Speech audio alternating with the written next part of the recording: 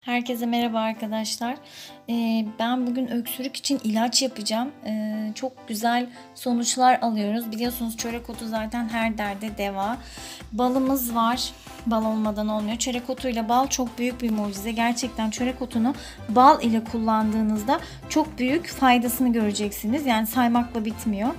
Genelde zaten çörek otunun soğuk algınlığına iyi geldiğini biliyorsunuzdur.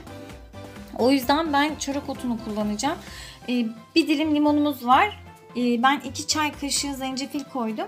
Ve 2 yemek kaşığı, yani çok az, bir yemek kaşığından biraz fazla balım var. Ben sadece çocuklara hani günlük yapacağım çünkü.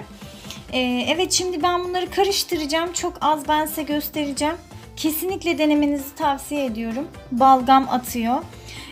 Ve bu arada çörek otunu biliyorsunuz zaten. Ama bak, çocuklar da hala öksürüyor, balgam atmaya çalışıyorlar. Baş ağrısına, öksürüğe çok iyi geliyor. Kesinlikle tavsiye ediyorum romatizmaya, bağışıklığa, yani bağışıklık kaybının neden olduğu hastalıklara, kanser tedavisine. Yani bu gerçekten saymakla bitmeyen bir güzellik. Kesinlikle tavsiye ediyorum arkadaşlar. Şimdi karışımımızı hazırlayalım. Evet, bir çay kaşığı çörek otu yağı koydum arkadaşlar. Hazır olsun istedim. Limonumu sıktım balımın içine. Şöyle bakın, sıvılaştı. Sonra bu bir dilim limonu sıktığım balı içine döküyorum. Şöyle.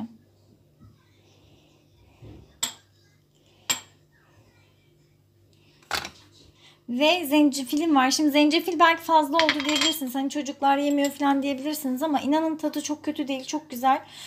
Hani en azından arkasından ılık su verirseniz daha güzel sonuçlar alırsınız. Şöyle karıştıracağız şimdi. Hemen. Evet, gördüğünüz üzere karıştırdım ben. İsterseniz limon koymadan da yapabilirsiniz arkadaşlar. Hani sadece bal, çörek otu yağı ve zencefil koyarak da yapabilirsiniz. Çocuklar hani ekşimsi tadı sevmiyor zaten. Büyükler için genelde böyle de güzel oluyor. Kesinlikle denemenizi tavsiye ediyorum. Çok büyük faydasını göreceksiniz. Çörek otu yağını da kesinlikle evinizde bulundurun. Gerçekten çok güzel, kronik hastalıklara ödem atmaya çok güzel yarayan bir ilaç. Zaten her derde deva, biliyorsunuz arkadaşlar. İnşallah hayrını görürsünüz. Şimdiden geçmiş olsun. Allah şifalar versin herkese.